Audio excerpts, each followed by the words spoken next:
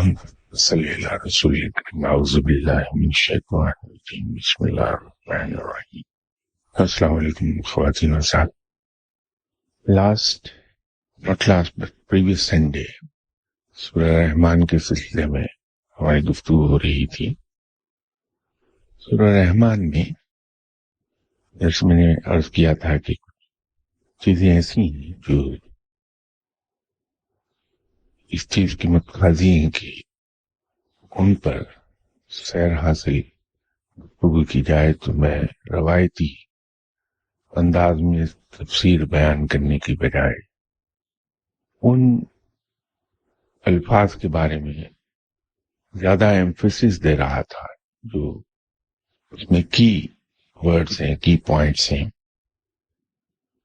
اسی ضمن میں لفظ انسان پر بحث ہوئی تھی، اور قرآن پاک اس سورہ میں انسان کو ریفر کیا ہے اللہ تعالیٰ نے. علماء کی اکثریت اس چیز پر متفق ہے کہ شروع کی 3 آیات میں جو انسان کا ذکر بار بار ہے وہاں مراد آپ صلی اللہ علیہ وسلم سے ہے. یہ ہماری ایک نشست میں یہاں بات ہوئی تھی. تو جہاں اللہ تعالیٰ نے انسان کو ریفر کیا، بہت سے علماء کرام کا خیال یہ ہے کہ یہ انسان سے مراد بنی نوع انسان ہے یا حضرت آدم علیہ السلام ہے. لیکن ان 3 آیات کے اندر جہاں اللہ تعالیٰ نے انسان کو ریفر کیا ہے اس سے مراد آپ صلی اللہ علیہ وسلم کی زیادہ قرین قیاس ہے کہ اس سے مراد آپ صلی اللہ علیہ وسلم ہے. کیونکہ ایک تو رب نے کہا کہ ہم نے انسان کو قرآن کا علم عطا کیا، اور تیسری آیت میں اللہ تعالیٰ نے کہا کہ ہم نے انسان کو علم البیان عطا کیا. یہ جو قرآن کا علم ہے یہ رب تعالیٰ سے براہ راست تو آپ صلی اللہ علیہ وسلم ہی کو عطا ہوا ہے، کسی انسان کو نہیں. ہم تک قرآن پہنچا ہے آپ صلی اللہ علیہ وسلم کے ذریعے سے، لیکن آپ صلی اللہ علیہ وسلم کو قرآن کا علم براہ راست رب تعالیٰ سے ملا ہے. دوسرا اس میں ریفر کیا اللہ تعالیٰ نے علم البیان کو. قرآن کو بیان جس خوبصورتی سے آپ صلی اللہ علیہ وسلم نے کیا ہے وہ آج تک کوئی دوسرا انسان اسے بیان نہیں کر پایا. جیسی کہ میں نے عرض کیا تھا یہاں کسی نشست میں کہ پیغمبر، رسول یا نبی، یہ سب کے سب دنیاوی لحاظ سے امی ہوئے ہیں. ان کے پاس کوئی دنیاوی علم نہیں ہوا، یا یوں کہہ لیجئے کہ انہوں نے کسی دوسرے انسان سے دنیاوی علم نہیں سیکھا. ایسا نہیں کہ رب تعالیٰ کو علم پسند نہیں ہے، ایسی بات نہیں، بلکہ رب تعالیٰ تو علم کو بہت پسند کرتا ہے. اس کے پیچھے جیسے میں نے عرض کیا تھا کہ مصلحت صرف ایک ہی تھی کہ اگر کوئی نبی یا کوئی پیغمبر یا کوئی رسول اپنے ہی جیسے کسی انسان سے علم حاصل کرے گا، انسان میں خود خامیاں ہیں، اس کی عقل میں خامیاں ہیں، اس کے علم میں بھی خامیاں ہیں. کسی انسان کا علم مکمل نہیں ہے، کسی انسان کی عقل مکمل نہیں ہے، اور کوئی شخص خود مکمل نہیں ہے، خطاؤں اور خامیوں کا پتلا ہے. تو اگر کوئی پیغمبر کسی انسان سے کوئی علم حاصل کر لے گا تو اس علم میں خامیاں اور کوتاہیاں، غلطیاں ہوں گی. اور جب کوئی پیغمبر اس علم پر عمل کرے گا تو اس عمل میں بھی خامیاں رہ جائیں گی. وہ زیادہ ڈیزاسٹرس اس لیے ہو جائے گا کہ عام انسان کی غلطی تو شاید اس کی اپنی ذات تک محدود رہے یا اس کے خاندان کو متاثر کرے، لیکن پیغمبر کی خدا نخواستہ اگر کوئی غلطی ہو تو وہ اس کی امت کے لیے دلیل بن جائے گی کہ ہمارے پیغمبر نے ایسا کیا اس لیے ہم ایسا کر رہے ہیں، تو پوری کی پوری قوم غلط ہوتی چلی جائے گی۔ اس لیے رب تعالیٰ نے یہ انتظام کیا کہ اپنے پیغمبروں اور رسولوں کو دنیا کے کسی انسٹیٹیوشن سے علم حاصل نہیں کرنے دیا، بلکہ رب تعالیٰ نے پیغمبروں کو خود علم عطا فرمایا۔ اس لیے کہا یہ جاتا ہے کہ اللہ کا نبی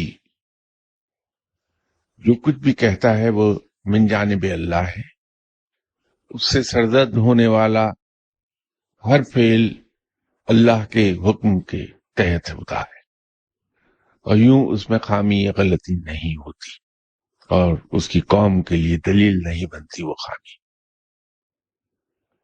خود آپ صلی اللہ علیہ وسلم کے ساتھ 2 مرتبہ یہ واقعہ پیش آیا کہ آپ صلی اللہ علیہ وسلم کے سینے کو کھولا گیا اور اس کو واش کر کے اس میں علم کا نور بھر دیا گیا۔ تو علم البیان جو یہاں ریفر ہوا ہے سورہ رحمان میں، وہ آپ صلی اللہ علیہ وسلم ہی کے لیے کہا گیا ہے، تو انسان سے مراد وہاں آپ صلی اللہ علیہ وسلم ہے۔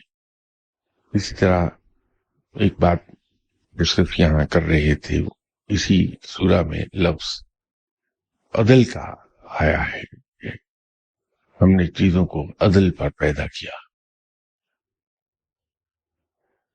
اکثر اولیاء کرام اس عدل کو ترازو سے تشبیہ دیتے ہیں کہ ترازو۔ قرآن پاک کی جب کبھی بھی بات ہوئی تو میں ایک عرض کیا کرتا ہوں کہ قرآن پاک کے کچھ معنی تو وہ ہیں جو کتاب میں لکھے ہیں، باقی مخفی معنی ہیں جو کھلتے ہیں اولیاء کرام پر۔ وہ جو بات میں کہتا ہوں اس کی دلیل یہ لفظ عدل ہے جو سورہ رحمان میں استعمال ہوا ہے۔ اس کے ظاہری معنی تو بے شک ترازو ہی کے ہیں کہ جب تم کسی کے ساتھ کاروبار کرو تو اسے ترازو میں کمی بیشی نہ کرو، نہ تو کسی کو دیتے وقت کم تولو، نہ کسی سے کچھ لیتے وقت زیادہ تولو۔ یہ ظاہری معنی ہیں، اس کی اس میں شک نہیں۔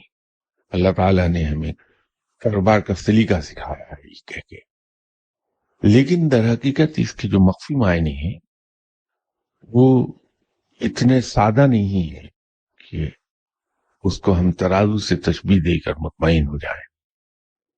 یہاں استعمال ہونے والا لفظ عدل اپنے اندر بہت سے معنی رکھتا ہے۔ ایک تو اس کے معنی یہ ہیں کہ اللہ نے جو اپنی مخلوق اس زمین پر پیدا کی وہ متوازن ہے زمین پر پائے جانے والے ریسورسز کے ساتھ۔ جو کچھ یہاں دنیا میں آیا اس کو زندہ رہنے کے لیے جن وسائل کی ضرورت ہے وہ رب تعالیٰ نے پہلے سے یہاں پیدا کیے ہیں، اس کے لیے ان کی تعداد اس طرح سے متوازن کر دی ہے کہ اس زمین پر بسنے والی دوسری چیزیں ان کی کمی یا زیادتی کی وجہ سے افراد و تفرید کا شکار نہ ہونے پائے۔ آپ کبھی جنگل کی زندگی پہ بیٹھ کے غور کیجیے۔ جنگل میں چھوٹے سے چھوٹے کیڑے سے لے کے شیر اور ہاتھی تک پلتے ہیں۔ اسے اگر ہم ذرا سا غور سے دیکھیں تو پتہ یہ چلے گا کہ ایک جاندار کی موت دوسرے جاندار کی زندگی ہے، اور وہ تعداد کم یا زیادہ نہیں ہوتی۔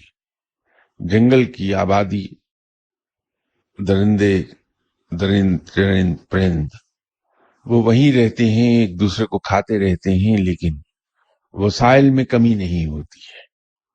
اور اسی طرح آبادی ایک حد سے آگے بڑھنے نہیں پاتی کہ یا تو کوئی بیماری آ لے گی انہیں اور اس میں بڑی تعداد میں اموات ہو جائیں گی، کوئی سیلاب آ جائے گا، آگ لگ جائے گی، زلزلہ آ جائے گا، اس کے نتیجے میں آبادی کم ہو جائے گی. یہ قدرت کے پاپولیشن کنٹرول میتھڈز ہیں.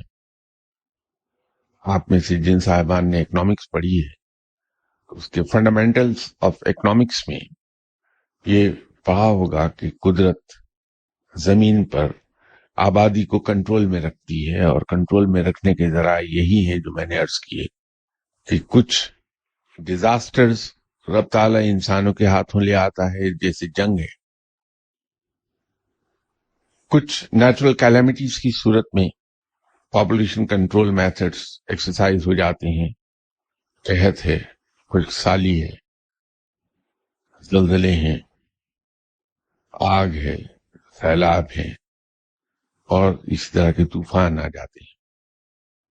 تو دونوں طرح کے میتھڈز، انسان کے لائے ہوئے بھی اور قدرت کے لائے ہوئے بھی، ان کے ذریعے سے رب تعالیٰ ایک توازن قائم رکھتا ہے اس زمین پر پائے جانے والے وسائل اور آبادی میں. تو یوں اس نے ایک عدل قائم کیا ہے. وہ تمام جاندار جنہیں رب نے پیدا کیا، ان کے زندہ رہنے کے وسائل، سر چھپانے کے وسائل ساتھ اس نے پیدا کر دیا، اور ایک عدل کے ساتھ کر دیے. ایک توازن ہے. عدل سے مراد یہاں رب تعالیٰ کی طرف سے پیدا کیا جانے والا وہ توازن ہے جو اس نے کیا. اسی طرح انسان یا دوسرے جاندار، ان کو زندہ رہنے کے لیے جس جسمانی ساخت کی ضرورت ہے اس میں ایک توازن پیدا کر دیا ہے. ہم میں سے کوئی بھی اگر یہ چاہے کہ انسان کے جسم میں پائے جانے والے اعضاء میں سے کسی ایک عضو کو دور کر دے، ختم کر دے، اور پھر وہ زندگی نارمل گزار لے، یہ ممکن ہی نہیں. چھوٹے سے چھوٹا عضو جو انسانی جسم کا حصہ ہے، اگر وہ ڈیمیج ہو جائے تو زندگی نارمل نہیں رہتی. ہم ایب نارمل سرکمسٹانسز میں زندہ رہنے لگتے ہیں. اسی طرح پرندوں کے اندر آپ دیکھیے کہ ان کے ونگز آف فیدرز، اگر ان کی تعداد میں ہم کمی یا زیادتی کر دیں کسی سائنٹیفک طریقے سے، تو ان کی زندگی نارمل نہیں رہتی. یہی حال درندوں کا ہے. تو یہ ایک عدل ہے، ایک توازن ہے جو رب تعالیٰ نے پیدا کیا ہے.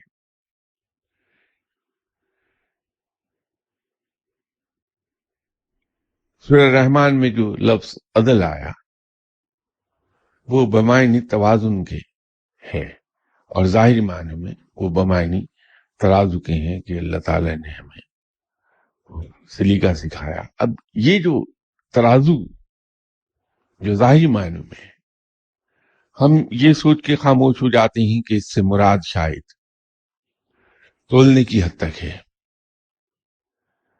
ایسا نہیں ہے. یہ جو ترازو ظاہری معنوں میں بھی استعمال ہوا، اس کے بھی کئی ایک پرت ہیں. ایک پرت ہٹائیے دوسرا نکلتا ہے اس کے نیچے. ہمیں اس ترازو کو صرف لین دین میں استعمال نہیں کرنا ہے، بلکہ جب ہم کسی کے بارے میں کوئی رائے دیتے ہیں تو اس وقت بھی یہ ترازو ایکسرسائز میں آ جانا چاہیے کہ ہماری رائے اتنی نپی تلی ہو کہ وہ ہمارے اپنی رائے سے باعث نہ ہو جائے. اس قدر تول کر رائے دے دی جائے. اگر ایک شخص سے میری ناراضگی ہے، ڈس لائکنگ ہے اس کے لیے، حتیٰ کہ اگر اس سے دشمنی بھی ہے، تو جب میں اس کے بارے میں رائے دوں تو وہ رائے اتنی نپی تلی ہونی چاہیے کہ میری ڈس لائکنگز کا ہلکا سا عکس اس پر نہ پڑنے پائے. جو اس شخص کی اچھائیاں ہیں وہ میں کھلے دل سے اسی طرح بیان کروں. مسلمان کی شان یہی ہے کہ اپنے بدترین دشمن کے بارے میں بھی جب بات کرتا ہے تو مبنی بر حق ہوتی ہے. اس کے اندر وہ کمی یا زیادتی نہیں کرتا کہ وہ میرا دشمن ہے، میری بات سے اس کو فائدہ ملے گا. بڑے کھلے دل سے اس کی خوبیوں کا اعتراف کرتا ہے، اور اس کی خامیاں بیان کرتے وقت اتنی ہی وہ کنجوسی سے کام کرتا ہے کہ کم سے کم خامیاں بیان کی جائیں، اور جو خامیاں بیان کی گئی ہیں ان کو بھی کمتر کر کے دکھا دے دوسروں کو، تاکہ اس کے دشمن کی پوزیشن خراب نہ ہونے پائے لوگوں کے سامنے۔ یہ شان ہے مسلمان کی۔ لیکن اگر کوئی شخص یہ کام نہیں بھی کرتا کہ دشمن کی خوبیوں کو اجاگر کر دے اور اس کی خامیوں کو کمتر کر کے بیان کرے، وہ اسی طرح بیان کر دیتا ہے جو خوبیاں اور اچھائیاں اس کے اندر موجود ہیں، جو خامیاں موجود ہیں ان کو، تو بھی وہ توازن پر رہ جائے گا۔ یہ ترازو ان معنوں میں بھی آئے گا، ترازو گواہی کے معنوں میں بھی آ جائے گا۔ جب ہم گواہی دیتے ہیں تو گواہی دیتے وقت اگر میری گواہی کا نقصان میرے اولاد کو ہوتا ہے یا میرے والدین کو ہوتا ہے، میرے بہن بھائیوں کو ہوتا ہے، تو میں اگر مسلمان ہوں تو میں ہچکچاؤں گا نہیں، وہ بات بھی کھلے دل سے کہتا ہوا جس سے میرے انتہائی نیئر اینڈ ڈیئرز کو نقصان ہو رہا ہے۔ اور اگر میری گواہی سے میرے دشمن کو فائدہ پہنچتا ہے تو میں اس خوف سے اس گواہی کو چھپاؤں نہ کہ میری سچی گواہی دینے سے میرے دشمن کو فائدہ ہو جائے گا۔ یہ بھی ترازو پر تلی ہوئی گواہی ہونی چاہیے، ترازو اس میں بھی ہے۔ ہمارے رائٹس کا معاملہ ہے، حقوق کا معاملہ ہے۔ فقیر اپنے حقوق جانتا ہی نہیں کہ میرا کوئی حق بھی کسی پر ہے، لیکن اسے دوسروں کے حق بہت اچھی طرح یاد ہوتے ہیں۔ اپنے حقوق وہ کلیم نہیں کرتا، کبھی اپنا حق مانگے گا نہیں، کسی سے فورگو کر دے گا، لیکن دوسروں کے حق 100% سے زیادہ ادا کرنے کی کوشش کرے گا۔ لیکن اگر کوئی شخص نہ تو کسی کا حق مارتا ہے اور نہ اپنا حق کہیں چھوڑتا ہے، تو وہ اپنی ڈیلنگز کو ترازو میں تول کر رہا ہے۔ یہ ترازو وہاں بھی استعمال ہوگا، ان معنوں میں بھی آئے گا۔ ہم قرآن پاک کو دیکھتے ہیں تو ہم صرف ظاہری معنوں پر چلے جاتے ہیں۔ یہی ایک لفظ ترازو ہم نے جہاں استعمال کیا ہے، قرآن پاک کا ترجمہ کرتے ہوئے ہم نے ناپتول میں استعمال کیا، لیکن یہ ترازو انسان کی پوری زندگی میں کارفرما نظر آنا چاہیے۔ یہی مسلمان کی شان ہے۔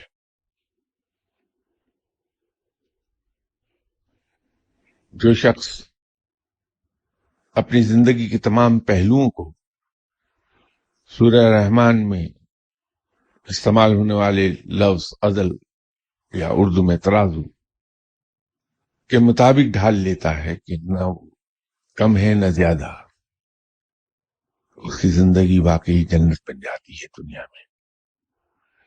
اسی طرح سورہ رحمان میں اللہ تعالیٰ نے ایک اور بڑی خوبصورت چیز بیان کی۔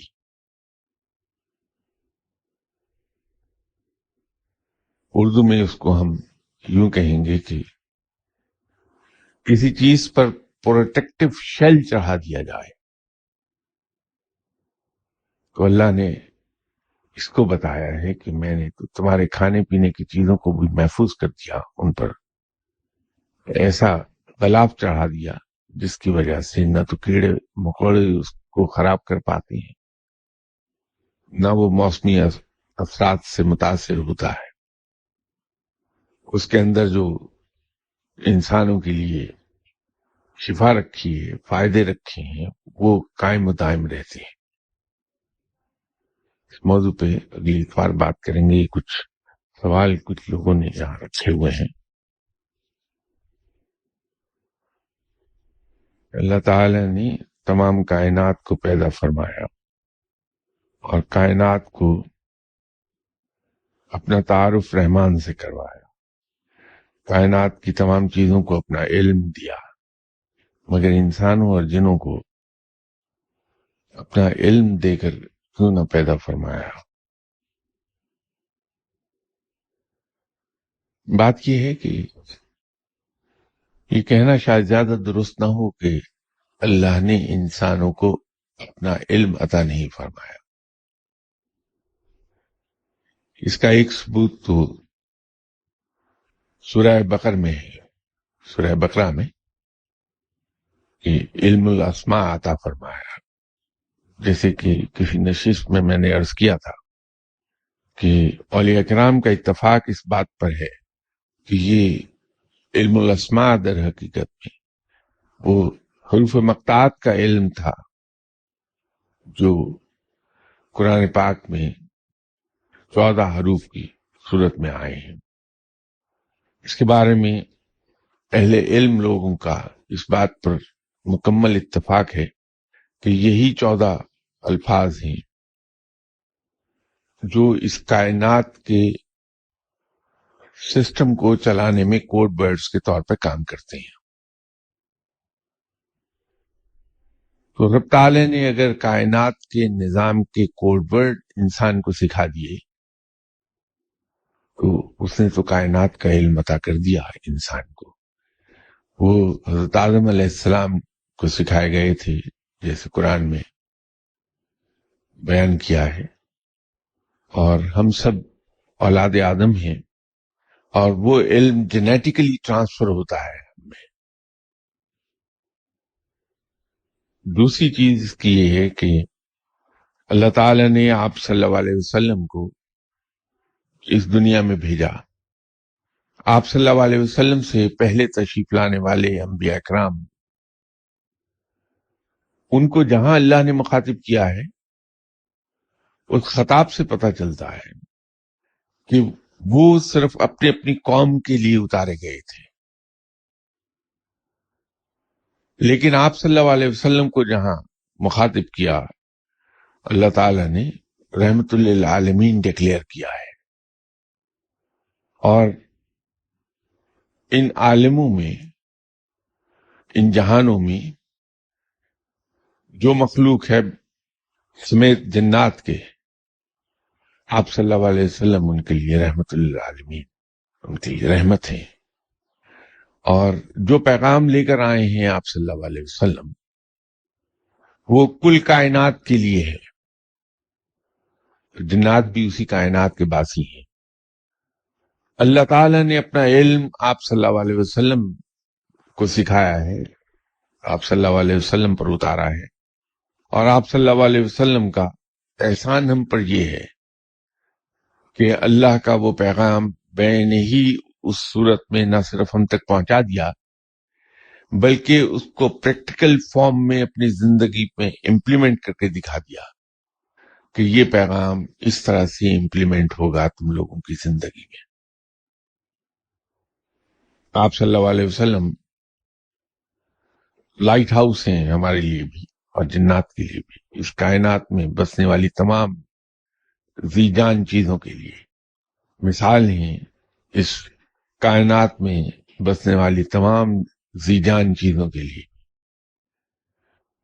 تو وہ علم سب کو اویلیبل ہے.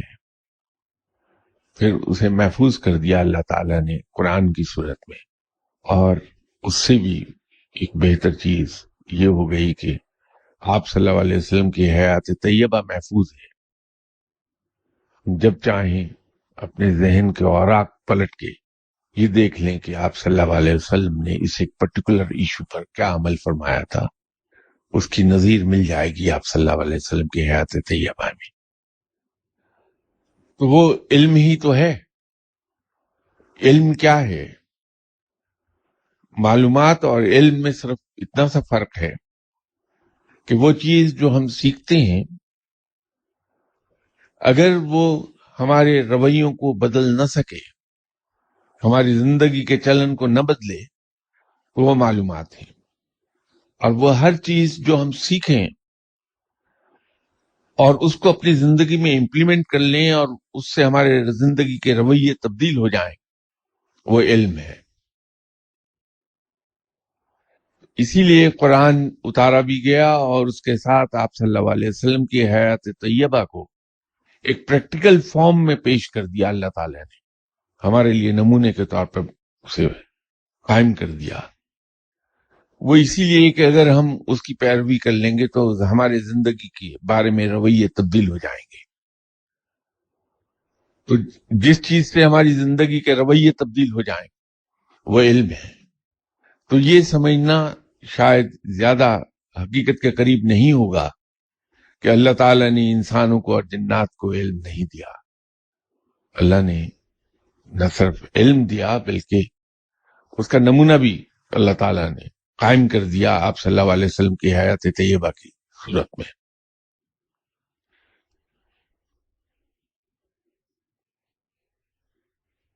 ایک اور کہ 2 سوال کسی صاحب نے بھیجے ہیں کہ ماہ ربیع الاول فضیلت و برکات پر روشنی ڈالی. کیا 11 ربیع الاول کی رات کی عبادت آپ صلی اللہ علیہ وسلم کے قرب کا ذریعہ ہے، خاص ہے؟ میلاد منانا کیسا ہے؟ کیا اس کی کوئی خاص فضائل و برکات تھی اور کس طرح منانا چاہیے؟ ربیع الاول کے خصائل، اس کی فضیلت اور اس کی برکات کے بارے میں یہاں کافی سیر حاصل بحث ہوئی ہے. اگر وہ ریکارڈڈ گفتگو نکال سکیں آپ تو اس میں ربیع الاول کے بارے میں گفتگو مل جائے گی، رجب کے بارے میں بھی، شعبان کے بارے میں بھی، رمضان کے بارے میں بھی. بجائے اس کے کہ اس کو میں دوبارہ سے دہراؤں اور جو لوگ یہاں پرانے تشریف لانے والے ہیں ان کا وقت ضائع ہوتا رہے گا، اس گفتگو کو سن لیجئے. اس میں بہت تفصیل سے بیان کیا گیا ہے. میلاد منانے کی جہاں تک بات ہے، بہت سی جگہوں پر سوال اٹھا ہے، بلکہ ایک مرتبہ 12 ربیع الاول پر میں یوکے ہی میں تھا، تو وہاں ایک مسجد میں مجھے بلوایا گیا تھا 12 ربیع الاول کے روز، اور مسلک کے لحاظ سے ان چیزوں پہ کچھ زیادہ توجہ نہیں دیتے ہیں. میں نے وہاں بھی ان سے یہ ایک بات عرض کی تھی کہ 12 ربیع الاول کا منانا یا نہ منانا یہ انسان کا ایک ذاتی فیصلہ ہے. اگر ایک صاحب کی 7 اولادیں ہیں اور وہ صاحب دنیا سے چلے جاتے ہیں، ایک بیٹا ان کے دنیا سے چلے جانے کے بعد بھی اپنے والد کی سالگرہ مناتا ہے، یہ کہہ کے کہ میں اپنے والد کی پیدائش کے دن اللہ کا شکر ادا کرنا چاہتا ہوں کہ اللہ تعالیٰ نے اس دن میرے والد کو پیدا کیا جو اتنے اچھے باپ تھے کہ جنہوں نے اپنے خون پسینے کی کمائی سے ہمیں پالا پوسا، ہمیں پروٹیکشن پرووائڈ کی، ہمیں ہر گرم سرد سے بچایا ہے. ایک بیٹا یہ کہتا ہے کہ ان کے لیے قرآن پڑھ کر ان کی روح کو ایصال ثواب کر دیا جائے. ایک بیٹا کہتا ہے کہ نہیں، دنیا میں آئے تھے چلے گئے، ان کی اب سالگرہ منانے کا کیا فائدہ. تو یہ اپنی تھنکنگ کی بات ہے. اس کے لیے نہ تو کوئی قانونی دلیل لائی جا سکتی ہے نہ کوئی شرعی دلیل. یہ صرف اپنے جذبے کی بات ہے اور احسان مندی کے جذبے کی بات ہے، شکر گزاری کا جذبہ ہے. اس میں منانا نہ منانا یہ انسان کا ایک ذاتی فیصلہ ہے، اس میں ذاتی ہی رہنا چاہیے. اگر ہم میں سے کوئی صاحب یہ سمجھتے ہیں کہ آپ صلی اللہ علیہ وسلم نے ایک احسان عظیم ہم پر فرمایا ہے کہ اللہ کا پیغام ہم تک پہنچا دیا، ایسا پیغام جس میں سلامتی ہی سلامتی ہے، اور اس پیغام کو پہنچانے کے سلسلے میں آپ صلی اللہ علیہ وسلم نے بے پناہ مشکلات کا سامنا کیا ہے، تکالیف اٹھائی ہیں، لیکن پیغام ہم تک پہنچا دیا. تو آپ صلی اللہ علیہ وسلم کا یہ فعل ایسا ہے کہ ہمیں دل سے ان کا شکر گزار ہونا چاہیے، ان کا احسان مند ہونا چاہیے، اور اس احسان مندی کا اظہار ایک تو ہم درود شریف پڑھ کر کرتے ہیں کہ ہم شکر گزار ہوتے ہیں آپ صلی اللہ علیہ وسلم کے، اور اس شکر گزاری میں ہم सलाम और दुरूद भेजते हैं आप सल्लल्लाहु अलैहि वसल्लम पर। और दूसरा ये है कि आप सल्लल्लाहु अलैहि वसल्लम की दुनिया में तशरीफ आवरी के दिन आपकी सालगिरह इस तरह मनाते हैं कि उसमें खुशी का अंसर जाहिर होता है। ये जाती फैसला है। अगर उस दिन हम घर में बैठ के कुरान पाक की तलावत खुद भी करते हैं, दूसरे लोगों से भी रिक्वेस्ट करते हैं, और उस कलाम पाक के पढ़ने का जो सवाब है, अगर उस सवाब को हम आप सल्लल्लाहु अलैहि वसल्लम की रूह मुबारक की खिदमत में बतौर नजराना पेश कर देते हैं, तो ये भी शुक्रगुजारी का एक तरीका है। और ये भी हमारा जाती फैसला होगा कि अगर हम उस दिन को खामोशी से गुजर जाने दें तो इसकी ना तो कोई कानूनी दलील है और ना कोई शरई जवाज इसका, उसकी फेवर में या उसके अगेंस्ट शरई जवाज नहीं लाया जा सकता। सिर्फ ये जाती जज्बे की बात है कि कोई किस तरह मनाना चाहे। 12 रबीउल अव्वल के फजाइल बरकात की अगर बात हम करते हैं तो साहब इस दिन की फजीलत तो बहुत है जो मुझ जैसा उम्मी और गुनाहगार शायद बयान नहीं कर पाएगा, लेकिन एक जरूर मैं कह सकता हूं, उसकी फजीलत किस दर्जे की है ये तो मुझे नहीं पता, ये कोई नेक आदमी जानेगा, लेकिन ये मैं जरूर जानता हूं कि वो दिन सबसे अफजल है जिस दिन आप सल्लल्लाहु अलैहि वसल्लम दुनिया में तशरीफ ले आए, और वो मकाम बहुत खुश नसीब है जहां आप सल्लल्लाहु अलैहि वसल्लम का जिक्र मुबारक हो और जहां आप सल्लल्लाहु अलैहि वसल्लम पर दुरूद और सलाम भेजा जाता हो। मैं तो एक यही जाहिलाना राय है जिसका इजहार कर पाऊंगा, क्योंकि इससे ज्यादा मैं समझता ही नहीं चीजों को। इसकी फजीलत मेरे नजदीक तो यही है सबसे ज्यादा कि ये वो दिन है जिस दिन आप सल्लल्लाहु अलैहि वसल्लम इस दुनिया में उतारे गए थे।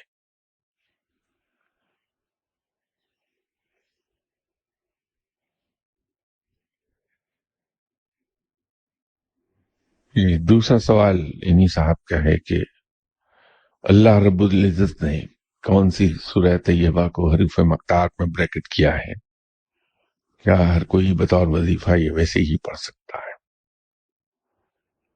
जैसे मैं अभी अर्ज कर रहा था कि बहुत से सवाल ऐसे आ जाते हैं जिसका जवाब सिर्फ कोई नेक आदमी ही दे सकता है या साहिब इल्म दे सकता है। तो ये वो कड़ा मकाम होता है जहां मुझ जैसा गुनाहगार आदमी लड़खड़ाता है।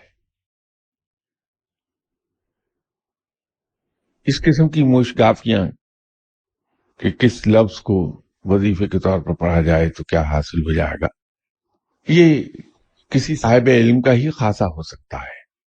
मुझ जैसा उम्मी इसका जवाब नहीं दे पाएगा।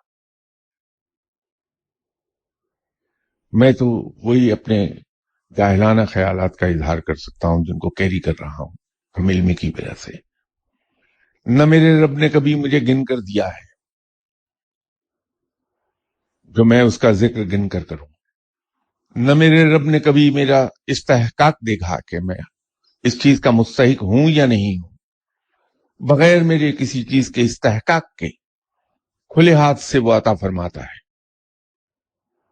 तो मैं ये देखकर क्यों पढ़ूं कि इस वजीफे से मुझे क्या फायदा होगा? मैं ये क्यों ना देखूं कि मैं तो रब ताला का शुक्र अदा करने के लायक ही नहीं, तो कम से कम उसका जिक्र तो खुले दिल से कर लूं। मेरी जो जाहिलाना अकीदत है वो तो ये कहती है कि अल्लाह की जुबान से अदा हुआ हर लफ्ज कुरान पाक अलिफ लाम मीम से शुरू हो के नास तक अल्लाह का कलाम है, उसी का उतारा हुआ कलाम है। तो अल्लाह का एक एक लफ्ज जो उसने कहा है वो बहुत अफजल है। मैं उसके किसी लफ्ज को भी बार बार अगर दोहराने लगूं तो हर एक की फजीलत ऐसी ही है, क्योंकि वो भी रब ही का उतारा हुआ लफ्ज है। तो हरूफ मक्तात ही क्यों? रब ने तो कभी ये नहीं देखा आज तक मुझे अता करते हुए कि मैंने कभी नमाज भी पढ़ी है या नहीं पढ़ी। रब ने कभी ये नहीं देखा मुझे नवाजते हुए کہ میں کتنا سرکش ہوں، نہ صرف گناہگار ہوں بلکہ سرکشی کرتا ہوں اس سے، ہر وہ کام کرتا ہوں جس سے اللہ نے منع کیا ہے، اور ہر اس کام سے دور بھاگ جاتا ہوں جس کی تلقین اللہ نے کی ہے۔ تو رب نے تو مجھے عطا کرتے ہوئے، نوازتے ہوئے کبھی یہ نہیں دیکھا، تو پھر میں اس کو یاد کرتے وقت اس قصے میں کیوں پڑھوں کہ اس لفظ کی فضیلت بہت ہے اور اس لفظ کی فضیلت کم ہے؟ نہ میرا علم اتنا وسیع ہے کہ میں اللہ کے ادا کیے ہوئے، اللہ کے کہے ہوئے، اللہ کے اتارے ہوئے، اس کے بھیجے ہوئے الفاظ کو تول سکوں کہ کون سا لفظ زیادہ فضیلت رکھتا ہے اور کون سا لفظ کم فضیلت رکھتا ہے۔ اس کے لیے علم کی جس خزانے کی ضرورت ہے، میں تو اس کے قریب سے بھی کبھی نہیں گزرا۔ اللہ نے کبھی مجھے دیتے وقت یہ نہیں دیکھا کہ میں نے اس کا سجدہ شکر کبھی ادا کیا بھی ہے یا نہیں، وہ دیتا ہی چلا جاتا ہے اور بے حساب دیتا ہے۔ تو پھر میں اس کو یاد کرتے وقت یہ کیوں دیکھوں کہ یاد کرنے والے الفاظ کیا ہیں کیا نہیں۔ جن صاحب نے بھی سوال پوچھا ہے، میں ان سے یہی گزارش کروں گا کہ اس کا جواب کوئی صاحب علم دے گا، میں تو اسی طرح کے جاہلانہ خیالات کا مالک ہوں، وہ میں نے آپ کی خدمت میں عرض کر دی، اور میری گزارش یہ ہوگی کہ وظائف سے دور رہیے، اللہ کو یاد کیجئے صرف اس لیے کہ وہ اتنا مہربان ہے کہ ہم اس لائق ہی نہیں کہ اس کا شکر ادا کر پائیں، تو کم سے کم اس کو یاد تو کرتے چلے جائیں۔ اگر ہم نے اس کو یاد کرنا ہے، یہ دیکھ کر کے یاد کرنے کے جواب میں ہمیں کیا ملے گا، تو پھر وہ شکر گزاری تو نہیں، وہ تو کاروبار ہے بھائی۔ اللہ کے ساتھ شکر گزاری کا رشتہ زیادہ فائدہ مند ہے بنسبت کاروباری رشتے کے۔ اللہ تعالی ہم پر رحم فرمائے کہ کبھی ہم سے وہ کاروباری رشتہ جوڑ لے، ہم ایک قدم نہیں چل پائیں گے، گھاٹے کا سودا ہے، اس سے دور رہیے، اس سے صرف غلامی کا رشتہ جوڑ لیجئے کہ تو آقا اور میں تیرا غلام،